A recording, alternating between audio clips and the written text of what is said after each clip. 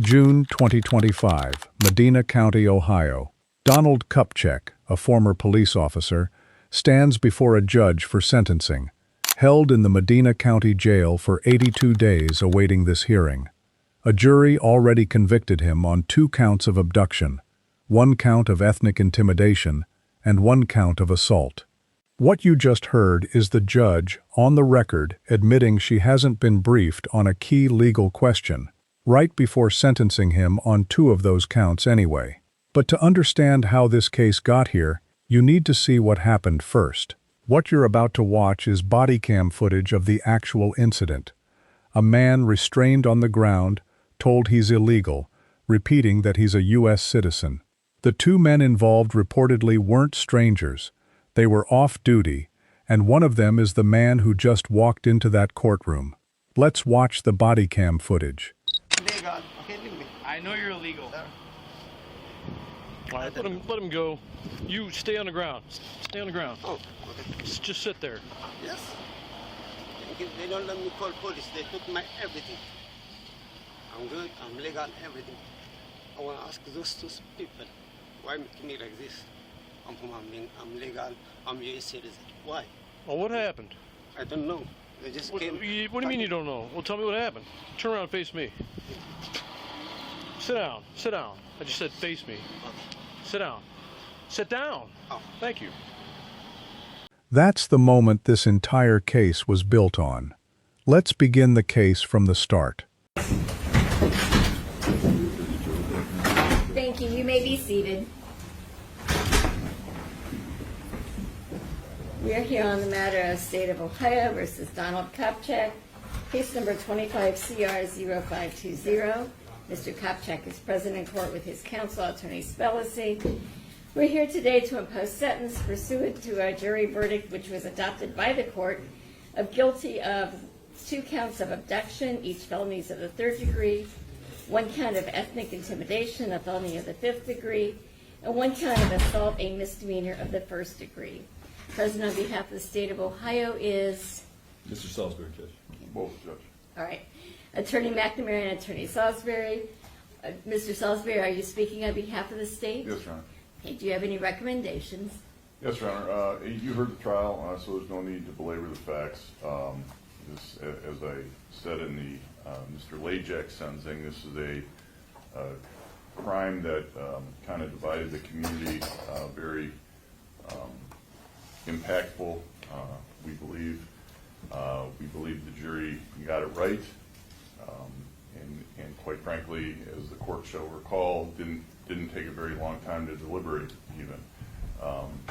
The impact on the victim was great, and although that impact was so great, he still to this day is saying he doesn't want see anything bad happen to these 2 guys, which is kind of amazing to me, considering what he was put through that day, both physically and mentally now, as you heard his testimony.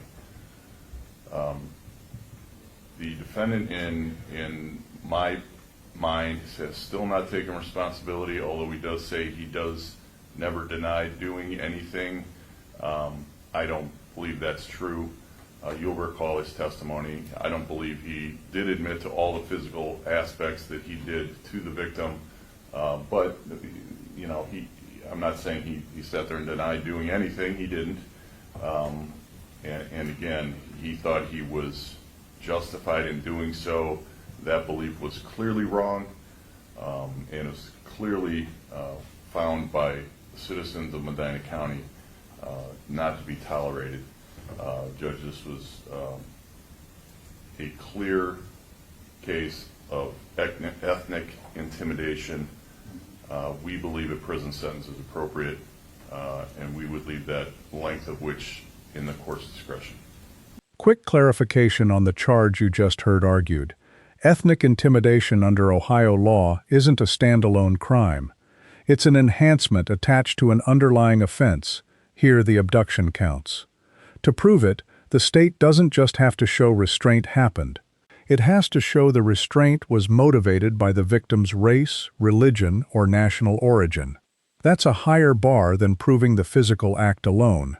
The victim was told he was illegal and questioned about being a citizen before anything else happened. The prosecutor just told this court the jury got it right on that charge and said deliberations didn't take long. That's the state's framing. The defense, about to speak, is going to push back hard on how much responsibility Cupchek has actually accepted for what happened that night. Thank you, Judge. Also with me is Louis Group, Your Honor, and Ms. Hanson is also sitting back there. Judge, obviously I filed a sentencing memorandum with you on June 9th. I believe I'm confident the court got it, read it. There's some great letters attached. I think they describe Don very, very accurately and very well. This is a tragic situation, obviously, for everybody.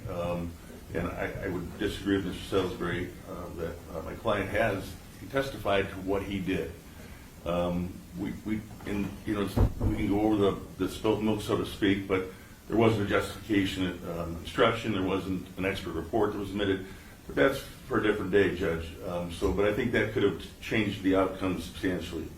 Judge, I can just say that in the brief, he's a father. He's a good father. He was a coach. He was a good coach. He was a police officer. He was a good police officer. And I think a lot of these people behind me would support those contentions, Judge. He's been in jail 82 days. They have not been an easy 82. I think the pre-sentence report indicates his likelihood of recidivism is at a score of 1. So I don't think that we need to protect the public from him. And I think the odds of this happening again are extremely unlikely. Judge, I think all those things speak to a community control sanction, and that's what we're asking you to do here. Thank you. Thank you. Mr. Cupchek, what would you like to say on your own behalf?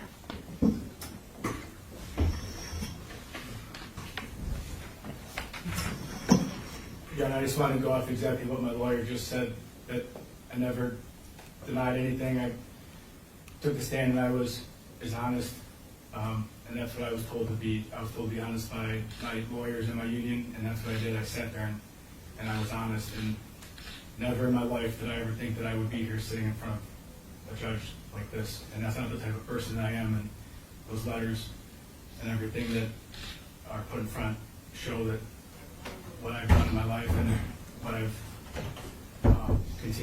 would continue to do when I'm out.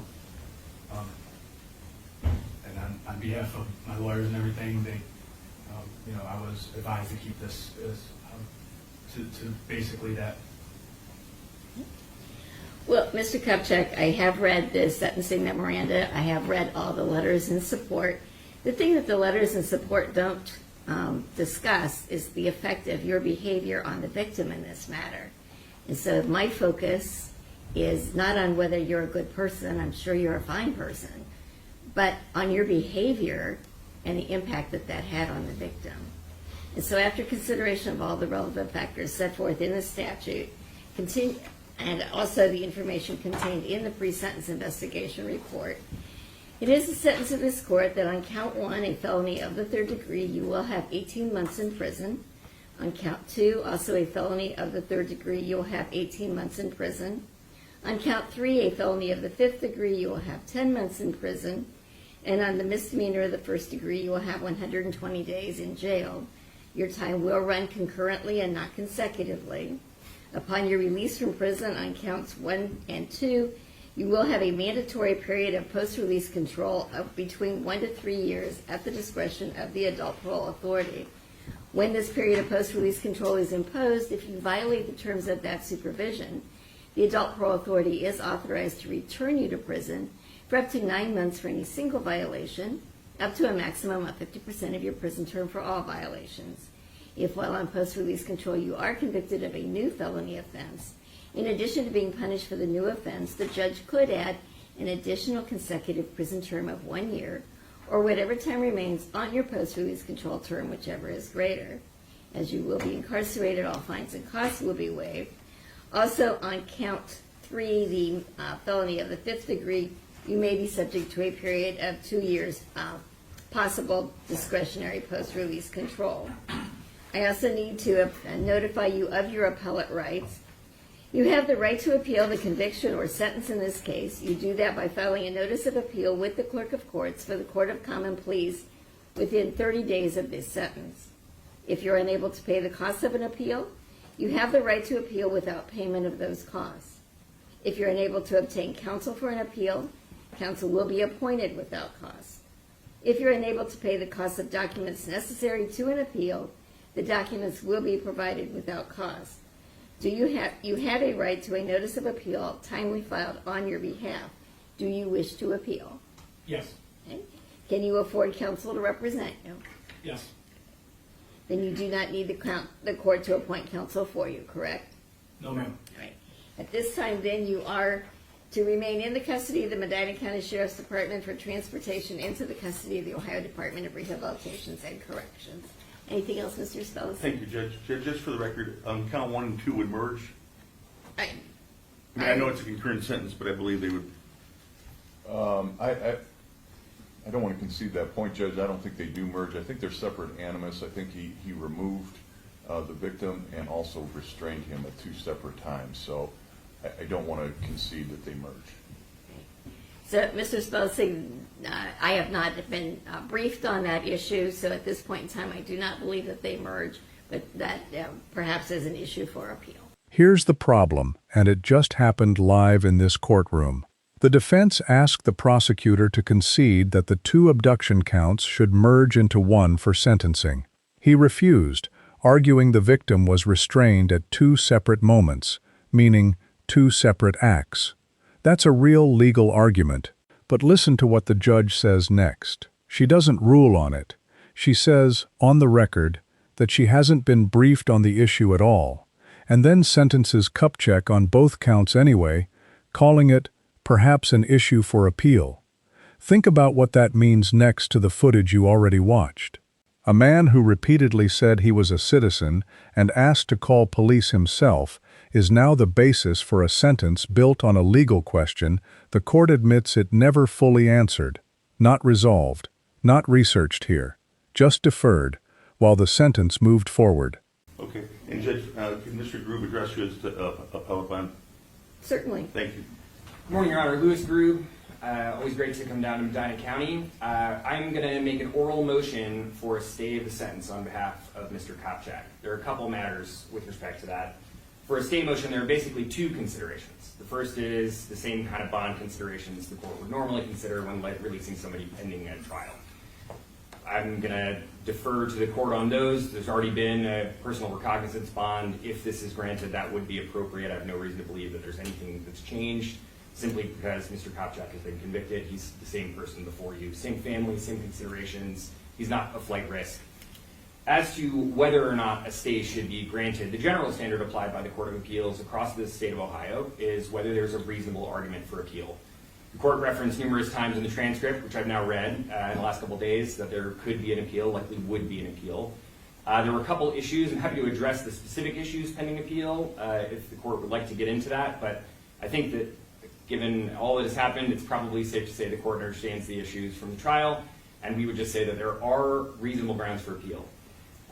Coming out of today, if the court could issue a ruling on this in writing in the sentencing entry, that could avoid a written motion, but I'm also happy to brief it in writing for the court.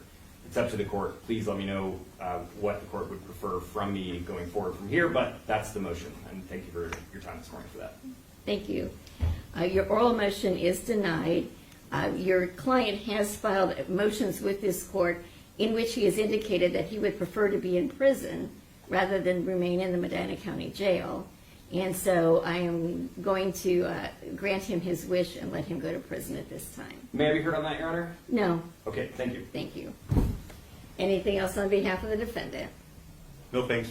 Anything else on behalf of the state of Ohio? No, Your Honor. Okay, thank you. We are in recess.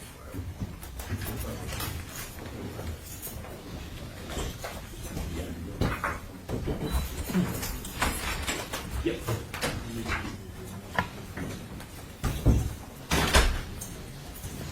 So here's where this landed.